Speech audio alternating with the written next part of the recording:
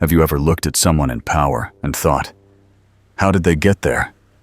Not because they were the smartest, not because they were the kindest, but because they knew something you didn't, something hidden, something primal, a dark truth most refuse to see. Power doesn't belong to the righteous. It belongs to the one who understands perception. This is not a political video. It's not about sides. It's about psychology, about control, about the architecture of influence. And to understand that, we must study a man who embodies every Machiavellian principle, not in theory, but in action.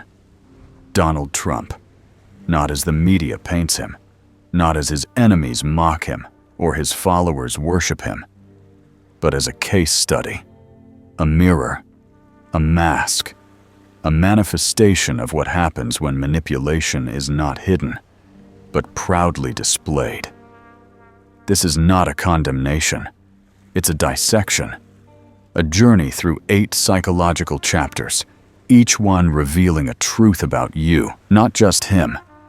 Because to understand Trump is to understand the world you live in, and maybe the forces shaping your mind without your consent. Let's begin. He was born into wealth, but what Donald Trump inherited wasn't just money. It was position, a name, a reputation built by his father, Fred Trump, a hard, calculated businessman who taught his son 2 lessons early. 1. Kindness is weakness. 2. Image is everything. While other boys played sports, Donald played performance. He watched his father manipulate the New York real estate scene, not with quality, but with confidence. And young Donald learned that truth was a poor substitute for presentation. Machiavelli once wrote, "Everyone sees what you appear to be.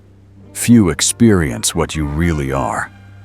Trump made that his mantra. He wasn't obsessed with being good. He was obsessed with being seen as great. That's the first rule of manipulation.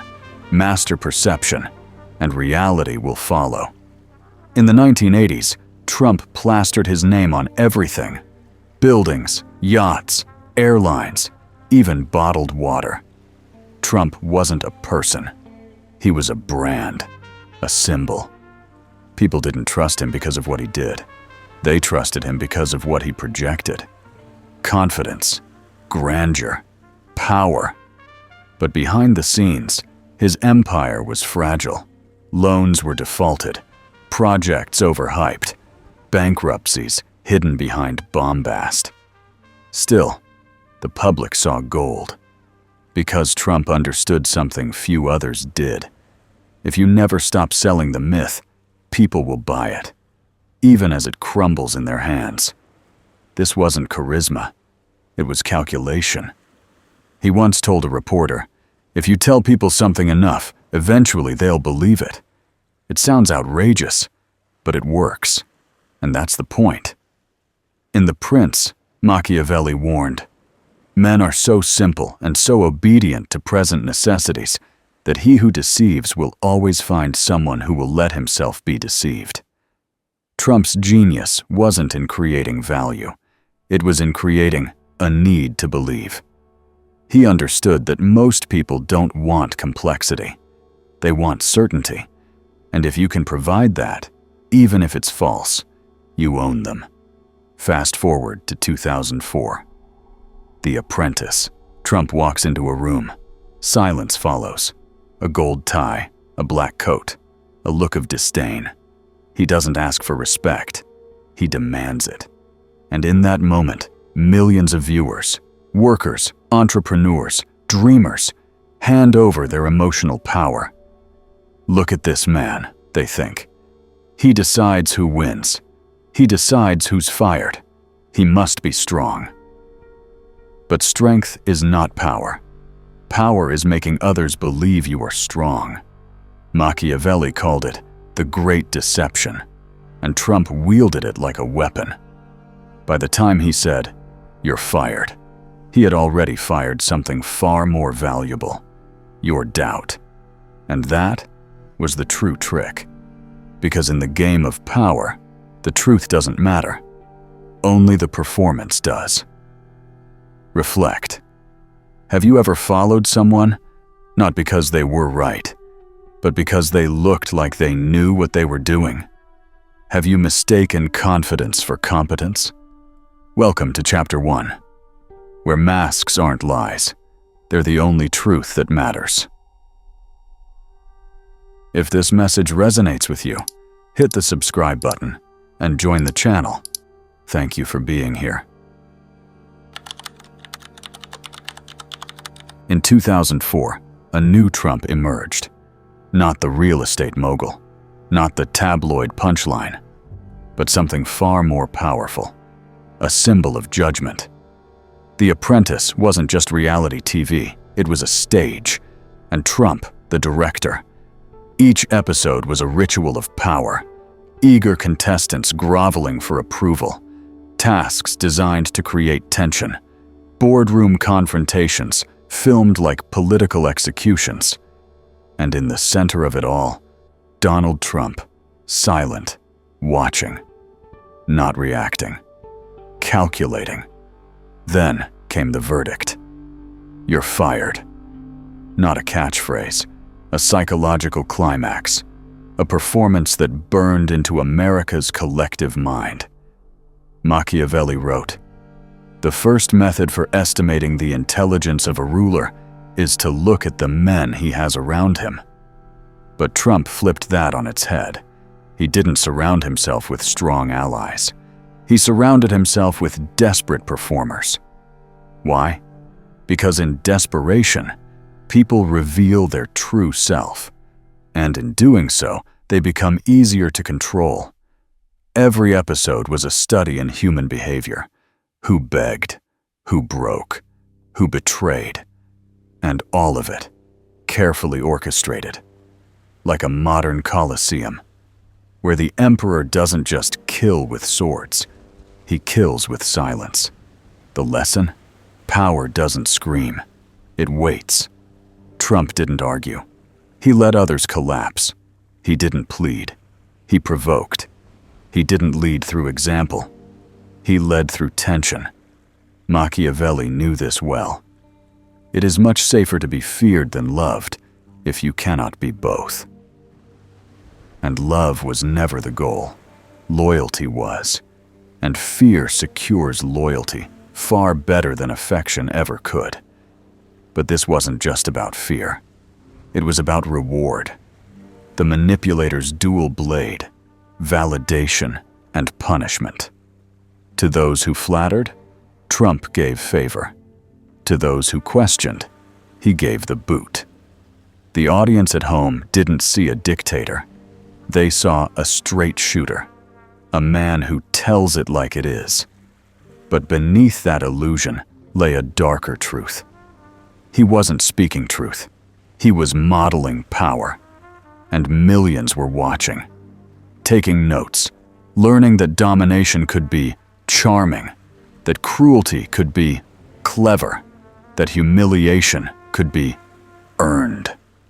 Trump wasn't just influencing business culture. He was altering emotional norms, teaching viewers to conflate control with confidence, to believe that to be strong, you must make others small. And it worked. Let's pause. Look not at the screen, but at your own life. Who has ever made you feel chosen one moment and worthless the next? Who trained you to earn love through performance? Because that's how it starts.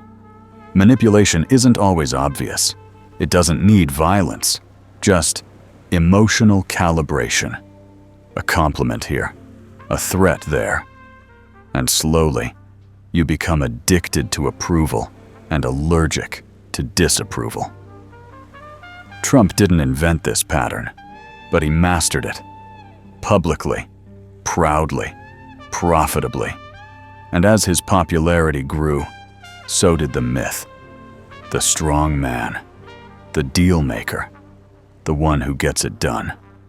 But here's the Machiavellian twist. The more dominant the image, the more fragile the man must hide.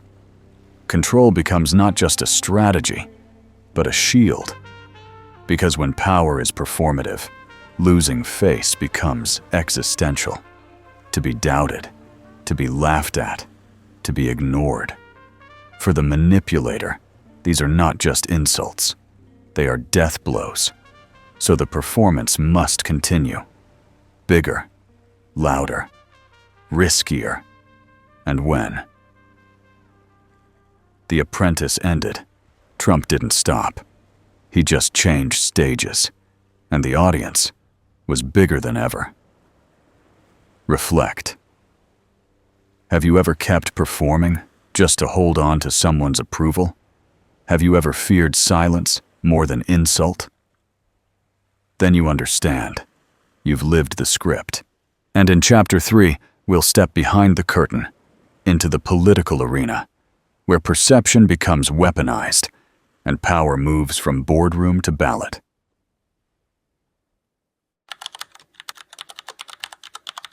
There's a moment in every manipulator's rise when persuasion becomes too slow, too delicate, too inefficient. And in that moment, they reach for fear. It's fast. It's visceral. It doesn't need to explain itself. And more than anything else, it works. Donald Trump knew this, but he didn't just use fear. He channeled it, gave it a face, a name, a slogan.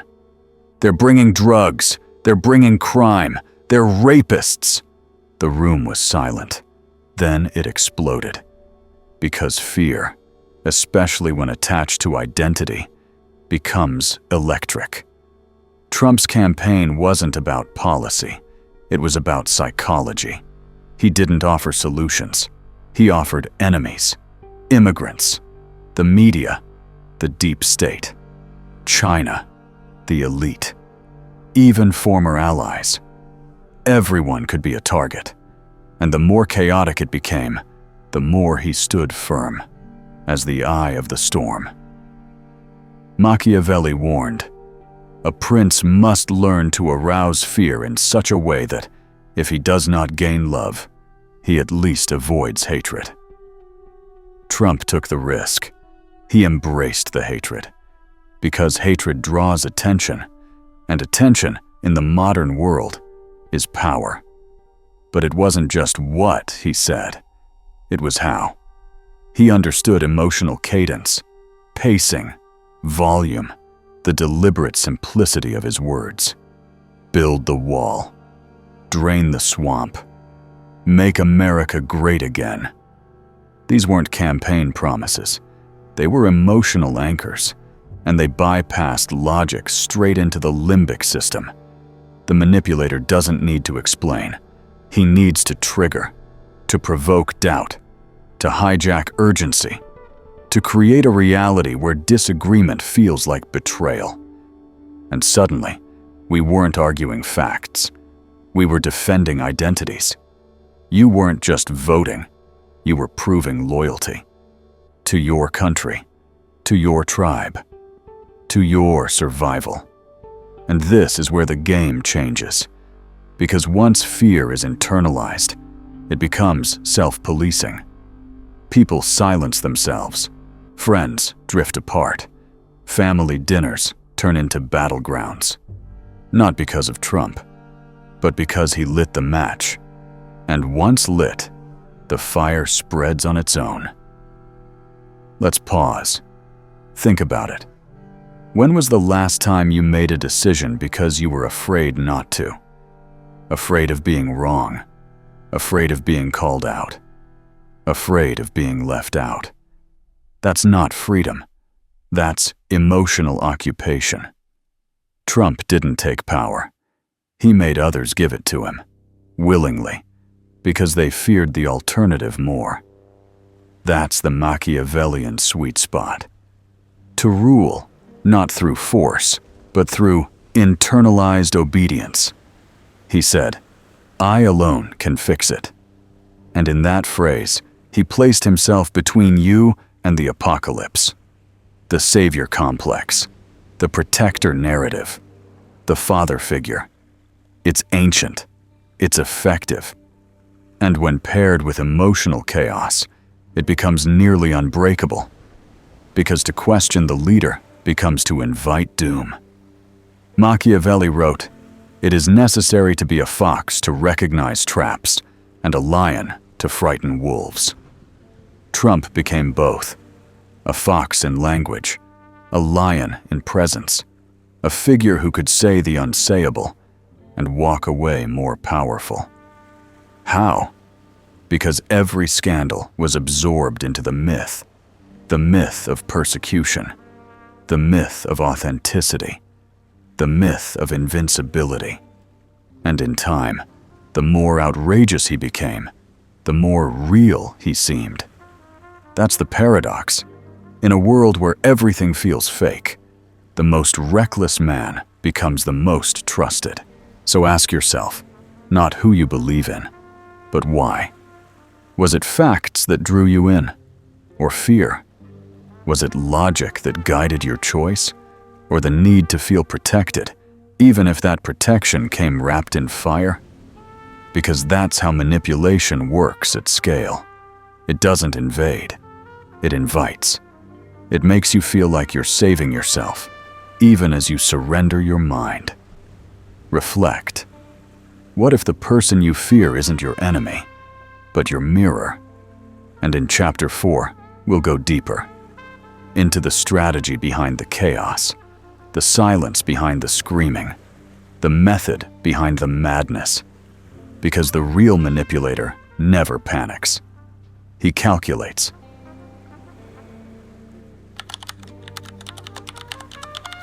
In most people's minds, chaos is a problem, something to avoid, to fix, to clean up. But for the master manipulator, chaos is a tool, a fog, a screen, a constantly shifting battlefield where clarity dies, and loyalty becomes your only compass. Donald Trump didn't stumble into confusion. He crafted it, and the more erratic he seemed, the more control he gained. Because when you can't predict the leader, you can't plan around him. You just react, wait, hope, and that's the moment you've lost your agency. Machiavelli understood this dynamic centuries ago. He warned that those who seek to dominate should not aim for stability, but dependency. It is much more secure to be feared than loved, because fear is preserved by a dread of punishment, which never fails. Chaos is punishment, but it's also opportunity. Let's look at how Trump used it. One day, I love the Constitution. The next, maybe we should terminate parts of it. 1 week, I respect all women. The next, grab them by the, you know the line. A normal public figure would crumble. He thrived. Why? Because when contradictions come fast enough, people stop tracking them. They surrender the need for consistency and adopt a new standard. Loyalty over truth. When you can no longer trust what's happening, you default to who makes you feel certain. And Trump, in his unpredictability, always felt certain in one thing: himself. That's the paradox. He made the world uncertain, to appear as the only constant within it. And this wasn't improvisation. It was methodology. Flood the news cycle, contradict yourself, attack the attacker, then move on before anyone can pin you down. This is known in strategy as the fire hose of falsehoods. Say so much, so fast, that people no longer care what's true. They just want relief. And in that exhaustion comes obedience. We confuse burnout for agreement. We confuse confusion for complexity. And we hand over power just to feel stable again. Let's reflect for a moment. When was the last time you got so overwhelmed that you just stopped asking questions? Let someone else decide. Let someone else lead. That's how chaos works. It doesn't force you to submit. It wears you down until you offer yourself willingly. Trump's critics said, "He's out of control. He's incoherent. He's not thinking ahead." But what if he was? What if the chaos was calculated? What if the contradiction was deliberate? In The Prince, Machiavelli cautioned rulers, "A prudent man should always follow in the footsteps of great men, so that if he cannot attain their greatness, he may at least attain their semblance." Trump didn't follow norms. He shattered them. Because in a broken system, you don't have to be the best. You just have to be the last man standing. And to stand last, you must outlast. Outshock, outspeak, out-chaos. This is emotional warfare. And if you've ever been in a toxic relationship, you know this tactic well. Never knowing what mood they'll be in. Never knowing which version of them you'll get. 1 minute praised, the next attacked. It keeps you hooked. Walking on eggshells, constantly adjusting, slowly forgetting who you were before it all began. Now scale that to a nation, to the media, to millions. And suddenly, a man who should have been disqualified becomes inevitable. Because no one knows how to stop the storm, and deep down, no one wants to turn off the show. So what do we do when we realize the chaos isn't a bug, but the blueprint? What happens when disruption becomes identity? When breaking the system becomes the brand? Reflect. Have you ever caused chaos just to feel in control again? Just to reset the board when you couldn't win the game fairly? If so, you already understand what comes next. Because in Chapter 5, we go beyond the firestorm, into the psychology of the follower, the manipulated, the willingly blind, the ones who mistake the mask for the man.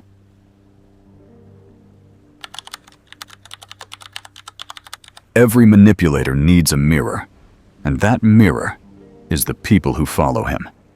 Donald Trump didn't just seize power. He was invited in, not by elites, not by scholars, but by millions who were starving.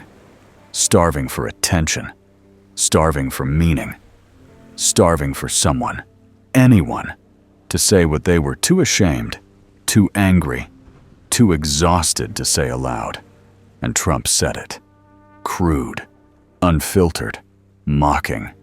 He said it, and they cheered. Not because it was noble, not because it was correct, but because it was theirs. He wasn't speaking from a podium. He was speaking from the gut, from the wound, from the place where shame festers and resentment brews. This is how followers are made, not by logic, not by reason, but by recognition. He saw them, and they saw themselves in him, their chaos, their flaws, their defiance, their need to be more than statistics, more than nobodies. And in Trump, they found a vessel. Machiavelli wrote, "The people are more easily influenced by necessity than by gratitude." In other words, pain persuades, hunger obeys, and millions were hungry. For clarity in a confusing world, for certainty in a shifting culture, for permission to be angry again, without apology. Trump offered all of that. Not policies, permission. Permission to speak freely, to lash out, to reject political correctness, to stop pretending. And here's the trick. Once people feel seen, they become emotionally loyal. And emotional loyalty defies facts. It survives scandal. It shrugs at hypocrisy. It attacks anyone who dares to challenge it. Because it's no longer about the leader. It's about the identity he activates in his followers. He becomes them, and they defend him as if defending themselves. This is not new. It's not even rare. It's ancient.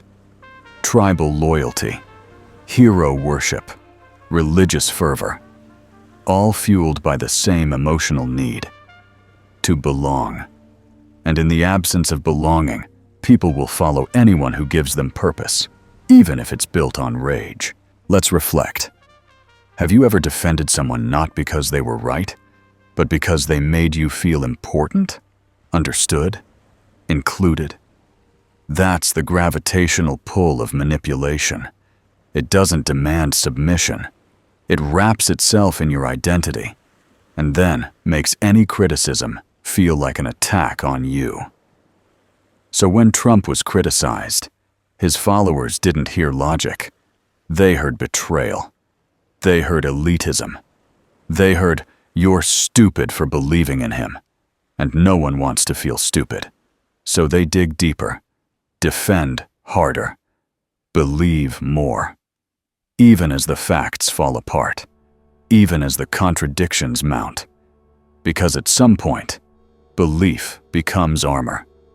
And if the only thing protecting your dignity is the man you follow, you'll protect him like your life depends on it. Because emotionally, it does. Machiavelli again. Men are driven by two principal impulses, either by love or by fear. Trump's brilliance was in blurring the two. He made people love how he made others afraid, and he made them fear life without him. So even when he lost, he didn't lose followers. They stayed, dug in. Some even stormed the Capitol, because the myth was bigger than the man. And when a leader becomes a symbol, defeating him feels like death. So how do we break this? How do we reclaim reason from emotional hypnosis? We start by asking, what need did he fill? And what wound made us so desperate to follow? Because the manipulator doesn't invent the need. He finds it and exploits it. Reflect. Who do you defend? Not because they're right, but because without them, you feel unseen, uncertain, unstable. That's where manipulation lives. And in Chapter 6, we enter the final transformation. When the manipulator, so drunk on power, begins to believe his own performance. The mask doesn't come off. It fuses to the skin.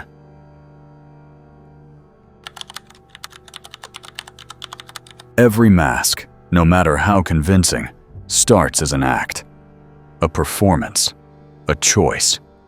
But wear it long enough, and it stops being a costume. It becomes your skin. This is the final evolution of the manipulator, when the actor forgets he's acting. And Donald Trump, somewhere between the boardroom and the Oval Office, became the character he created. At first, it was strategy, calculated chaos, misdirection, theatrics. But then came the shift. Not subtle, not hidden, visible, even to those closest to him. The man who once manipulated others now needed the performance to survive. He didn't just claim he won the election, he believed it.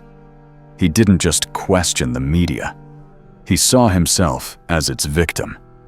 He didn't just reject facts, he restructured the world around him so that any contradiction became betrayal. Machiavelli warned about this. It is not titles that honor men, but men that honor titles.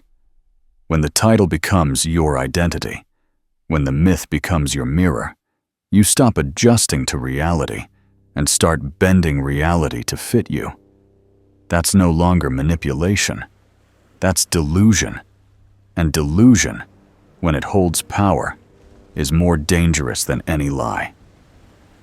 Because now, the manipulator believes his own fiction. He's no longer strategizing. He's surviving, clinging to the character he built because there's nothing underneath it anymore. Let's be honest. We've all done this on some level. Held on to a role too long.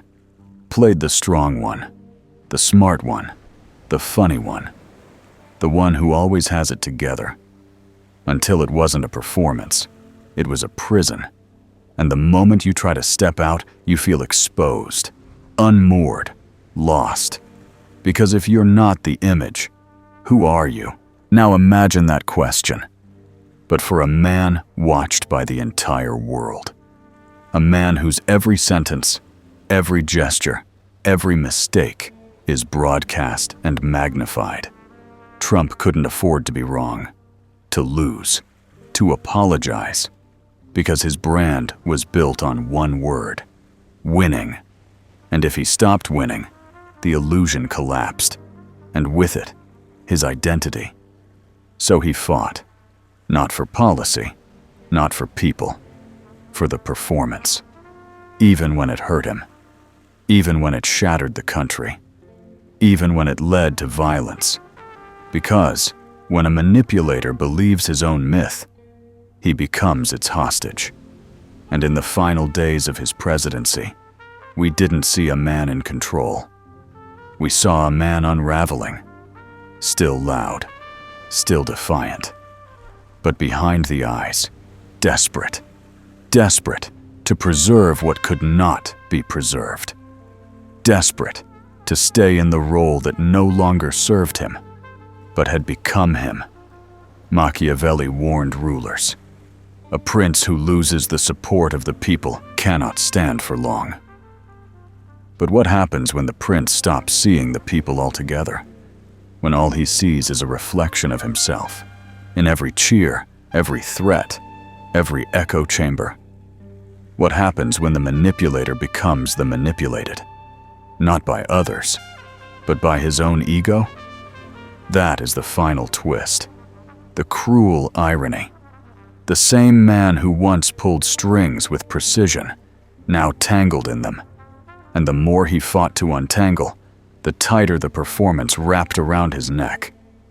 Let's pause. Have you ever lied to yourself so well, so long, that when someone told you the truth, you hated them for it? That's not madness. That's survival. Because shedding the mask means shedding the self. And few have the strength to do that, especially when the world is watching. Reflect. How much of you is performance? And if the spotlight went out tomorrow, would you still recognize who's left? Because in Chapter 7, we explore what happens when the performance ends. But the cost remains. The king may fall, but the kingdom must reckon with the aftermath.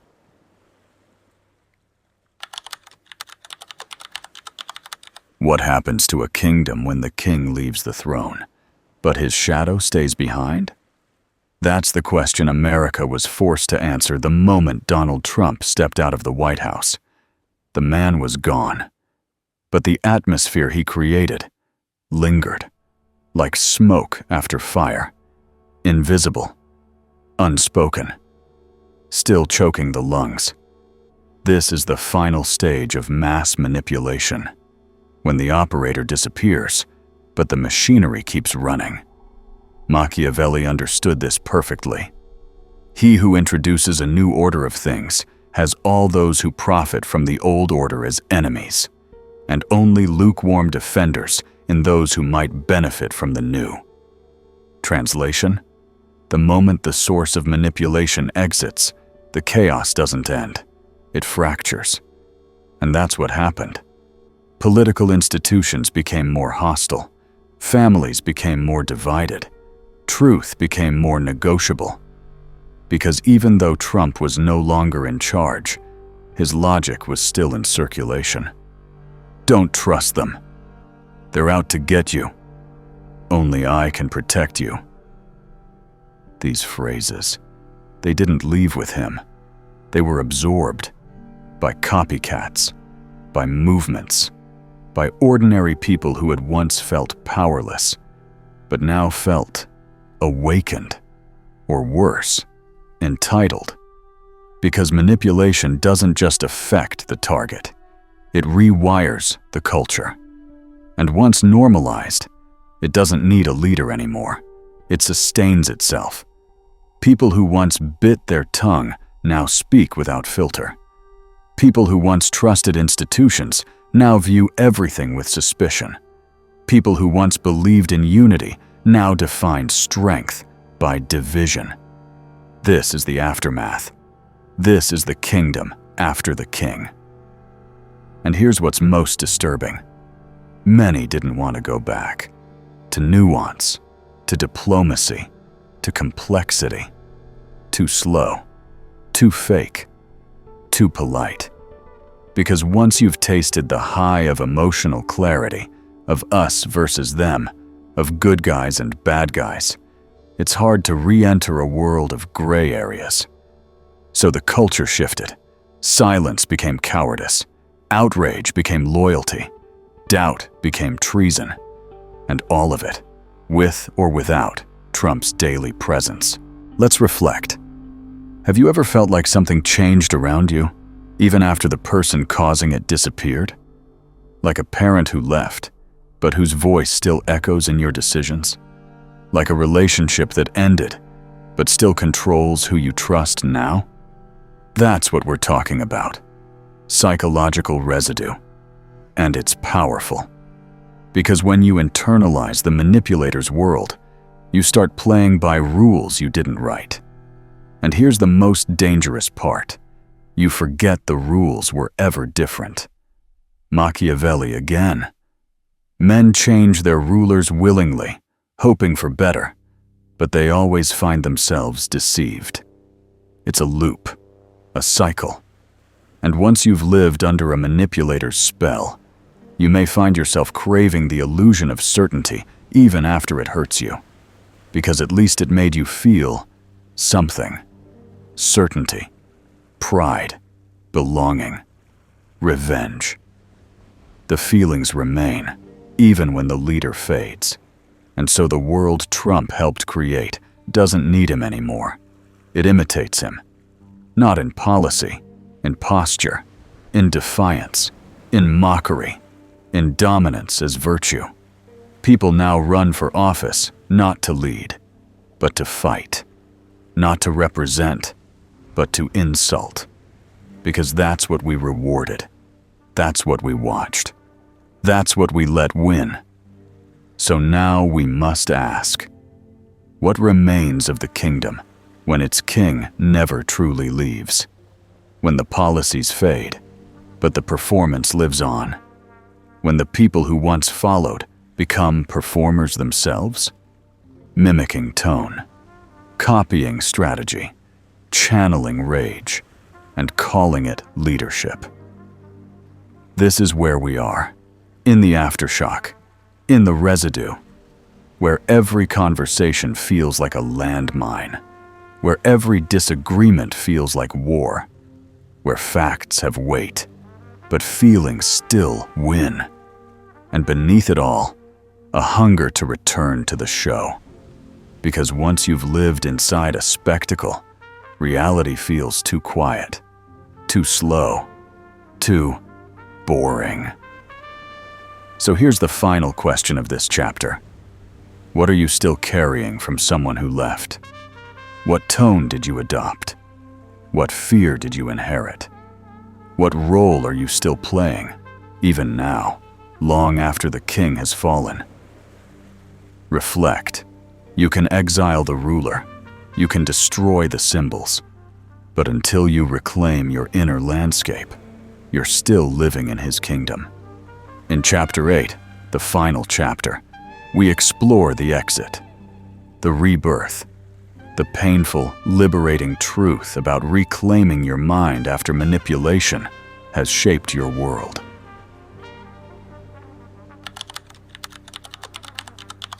Every performance, no matter how dazzling, must end. The lights go down, the music stops, the actors step off stage, and you, the audience, are left in silence. It's in that silence where the truth begins. Because if manipulation is theater, then waking up is walking out of the show. But make no mistake, leaving isn't easy, especially when the theater isn't just outside you, but inside your head. Let's be honest. Maybe you defended the wrong person. Maybe you ignored red flags. Maybe you stayed too long. Maybe, Deep down, you wanted the illusion to be real. That doesn't make you weak. It makes you human. Machiavelli wrote, "Men are driven by two principal impulses, either by love or by fear." But what he didn't say, what he left in shadow, was that most people fear losing the person they became under manipulation more than they fear the manipulator himself. Because leaving the theater means leaving behind the role you played in it. And that's terrifying. So let's talk about escape. Not the fantasy kind, the real kind. Slow, painful, unromantic, but worth everything. Step 1. See the pattern. Trump may have been the symbol, but the mechanism he used is everywhere. In bosses, partners, friends, parents, even in your own inner critic. The pattern is simple. First, it seduces. Then, it isolates. Then, it rewards obedience. And finally, it makes resistance feel like betrayal. When you can name that, you weaken it. Step 2. Reclaim your perception. Start questioning what you believe and why. Where did that belief come from? Who benefits from you holding it? What does it cost you to keep it alive? Because true manipulation doesn't plant new thoughts. It hides the fact that the old ones were never yours. Step 3. Tolerate discomfort. There's a reason most people never leave the theater. Out there, it's cold, uncertain, quiet. Inside, you had noise, emotion, clear enemies, a sense of purpose, even if it was borrowed. But outside, you have to make your own meaning. That's not just freedom. That's responsibility. And it scares people more than control does. Step 4. Build emotional immunity. This is your armor. Not walls, but awareness. Knowing your triggers. Pausing before you react. Recognizing the tactics. Guilt. Love bombing. Fear. Outrage. Charm. Isolation. You've seen them before. You'll see them again. But next time, you won't bite. Machiavelli wrote, "The vulgar crowd is always taken by appearances, and the world is composed of the vulgar." Don't be the crowd. Be the one who sees. Because sight, true sight, is the beginning of liberation. And finally, forgive yourself. Not to forget, not to excuse, but to reclaim energy, to stop bleeding into the past. Forgive the version of you that stayed silent. That gave in. That wanted to be seen, even by someone who only offered mirrors. That's not shameful. That's human. And now, you're no longer there. So here we are, at the edge of the theater, the curtain drawn, the seats empty, the illusion flickering in the background. And you, finally free to leave. But before you step out, ask yourself one last question. What kind of life will you create when no one is scripting it for you? Because now you know the tactics. Now you see the blueprint. Now the mask has a name. And once something is named, it loses its power. Final reflection. You are no longer the puppet. You are no longer the echo. You are the voice. Now, use it.